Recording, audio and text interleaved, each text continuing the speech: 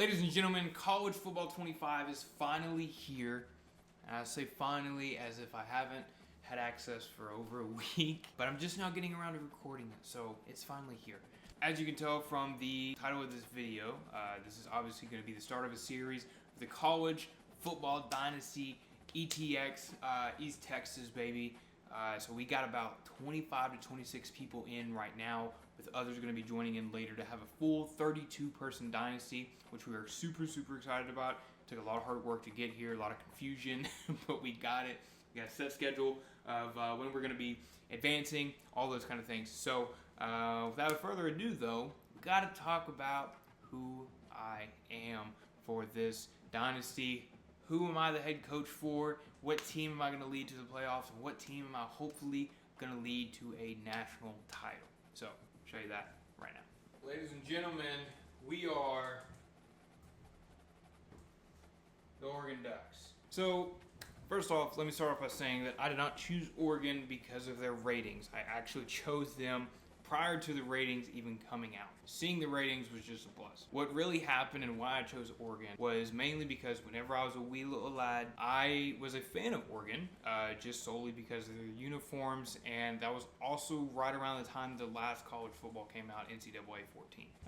And that was the last one we ever got to play. And here we are.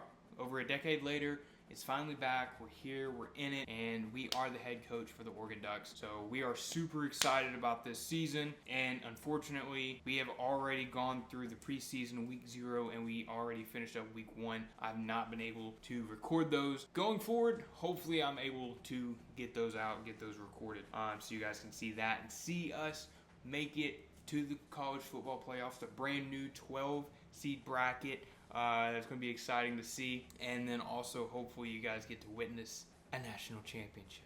Without further ado, though, guys, what I'm going to be doing in this video is just, first off, I had to introduce myself, the head coach of the Oregon Ducks, and also I'm going to go through our schedule and then talk a little bit about recruiting. So, as you can see right here, we are 1-0, baby. Yes, sir. Starting off the season the correct way with a win. Now, we don't want to talk about that score, okay, because FCS teams are hard on Heisman.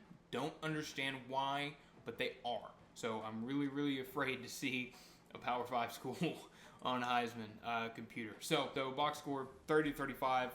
Should have been a blowout, but it wasn't. Yeah, you can see the headline down there. Believe Coach Matt Davenport's squad avoids the major upset against former team. Wasn't my former team. But yeah, win 30-35. Jordan James, though, 34 rushing attempts, 166 rushing yards with 3 touchdowns. So yeah, so I'm going to go through first our team schedule, talk about that. Like I said, we have 25 to 26 people in our dynasty, with more people to join later. First game of the year, we get the win. Second game, week 2, we're going to be playing against Boise State. Week number 3, the big rivalry game between Oregon and Oregon State, baby. That is unfortunately not going to be at home, but it's okay. We'll get the job done on the road. Then we're going to move into week 5, UCLA. Week 6, Michigan State. And then week 7, the biggest game of the whole season. That is going to define the rest of the season for us. Now, I know the guy that is playing as Oregon State. He is a dog. He's very good. I've played him in other franchises in Madden, and he has just absolutely demolished me every single time. So we are hoping that we are able to pull this out because it is at home, which is a very big advantage. Oregon is ranked number 11 in toughness to play. I think Ohio State's ranked like 6 or something like that. So it's big that we're playing at home, that we need all the advantages that we can get. So that's very big for us. We're going to week 8, Purdue, 9, Illinois, 10, Michigan, 11, Maryland, and then 12 is Wisconsin. That's our other and last user game of the regular season. I have not played against the guy that's playing as Wisconsin, so I don't really know, how he plays, what his tendencies are. So we are going to be doing some scouting. We're going to be asking other coaches, being like, hey, what does the guy do? What does he call normally? What does he run? Those kind of things to kind of figure out a game plan, try to put one together as we move through. He's also 1-0 as well as Ohio State. So all 3 teams, user teams and my schedule, including myself, are all 1-0 on the start of the season, which is cool. 13, we got bye, and then 14, we got Washington, another rivalry, which is going to be very big for us. It is at home, so that's awesome.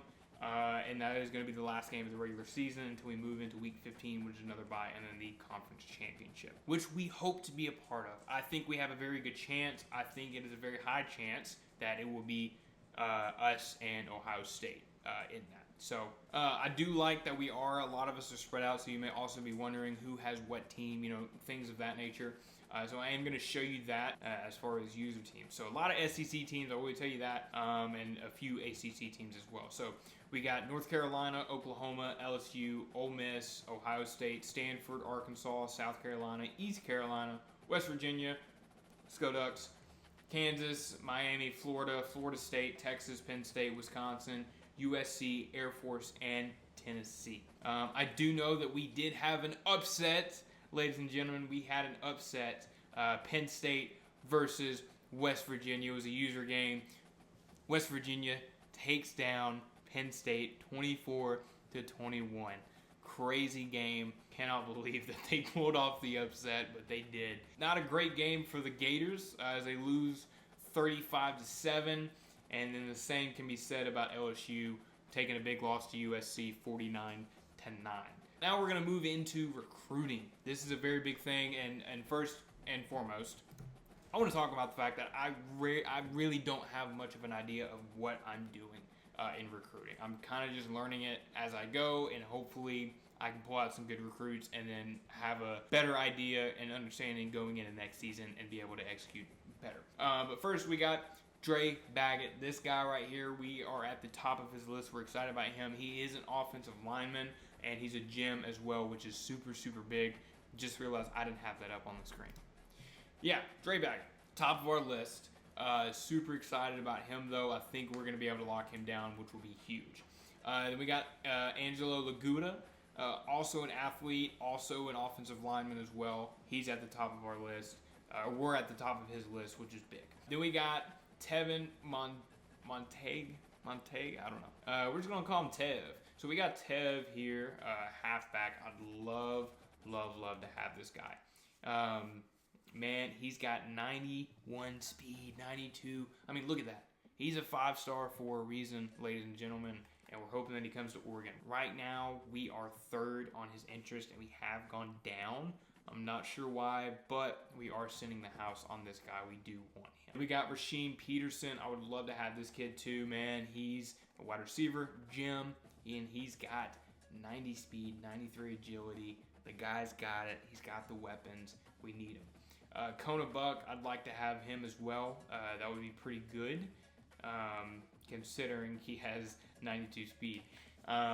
Unfortunately, USC is pretty far ahead of us on interest. But we have 55 hours devoted to this guy, and it looks like we could have done one more. And I may go back in here and interchange these, do different hours, stuff like that. Then we got Enrique DeVito. I really want this kid too. He's good. We got Dylan Hepburn, Manu Duck. I feel like he has no other option than to come to Oregon. I mean, that last name, brother, you gotta come here. Then we got Matt Cushenberry. Great name. I want the guy. And a lot of people are going to be like, wow, you have a lot of linemen in your board. Of course I do. If you haven't played with Oregon, you'll notice that there's parts of the O-line that are not very solid. And that's one thing that we have addressed in the offseason. Thing that me and my coaching staff, we talked about. And we said, hey, these are guys that we need. So we are going after a lot of offensive linemen. Lee, I'm just going to call him Lou Man. Lou Bob. So we got Lou Bob right here, and I'd like him. I'd like Mike Lehan, whatever that is. Otis Shorter, very disappointed in this guy, but I am going to keep him on my board just because he's got 89 speed and he's 6 foot, so I think he could be a pretty decent cornerback. Then we got Tonga, baby. I want Tonga. So give me Tonga. I want the guy. He can play D-tackle pretty well. He is a bust, though, so I am worried about what his overall is going to be and how he's going to look. Kind of iffy on him, but we're hoping he ends up being okay. But we're going to stick with him. We got Dylan Glenn. I would like to have him as well. This guy has potential to be the best right outside linebacker in the entire league. 90 speed, 89 acceleration, 81 pursuit. The guy's got the weapons, folks. He's got the weapons. You can see my dog in the background. He's got the weapons, so we want him. Mike Abraham, another big guy that we really, really want. 88 speed for a middle linebacker. 88 acceleration, 84 agility. The guy, 87 tackle. We got to get this guy. We're setting the house on him. We can put extra hours towards him. So we'll probably end up doing that as well. But we are, unfortunately, third on his list, pretty far behind. So he's going to be one guy that we hope we make it into the top 5. We can get him on a visit, win a game, get him up there even more. So then we got Juan Sampe. I'd like to have him as well. He's a pretty solid guy. We got Tyrell Boyd, and then we also have Kerry Purdom. Kerry Purdom is kind of like I think he has potential to be good. I mean, the 84 speed kind of scares me. The 72 awareness scares me. 78 under pressure scares me. But the 92 throw power is what is making me go for this guy. Because we are third on his list and pretty far down as far as influence goes, and we are on the down slope, and he is in his top 5. I do want to fly him out. We're gonna have him come out on a game, and we're gonna sling it and just let him see what he can potentially be working with. So, but like I said, I could go back in there, change a few things, add a few more people because we only have 18 guys right now that we're looking at. So, hopefully we add some more. I would like to get some more, but we'll see.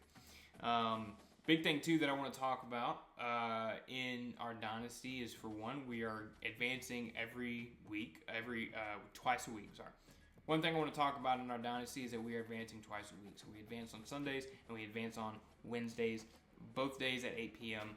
That gives people plenty of time to schedule their user games, play their computer games, take care of recruiting, stuff like that. We are also on Heisman difficulty as well. So we're not playing on anything else other than Heisman. That is why we have a lot of first week computer game losses against FCS teams, just because if you've played Heisman against computers, you know how good the computers can be. They are everywhere. They fly around the field. It is like playing Georgia over the last few years. So a little afraid of how it's going to look against a Power 5 school, but we will cross that bridge when we get there. Other than that, that's really it. We had to all create our own coaches so that everyone starts out on an even playing field as far as coaching goes, so no one has an upper hand, having more skills than the other coach, than the other team, anything like that. So, guys, I know this video wasn't super fun. It was really just informative. Just wanted to show you guys what we're looking at. Introduce the brand new head coach of the Oregon Ducks, the guy that's going to take them all the way. Hopefully, I'm going to be able to push out 1 or 2 videos a week, and we'll go from there. I do know that we are starting week 2 tomorrow night.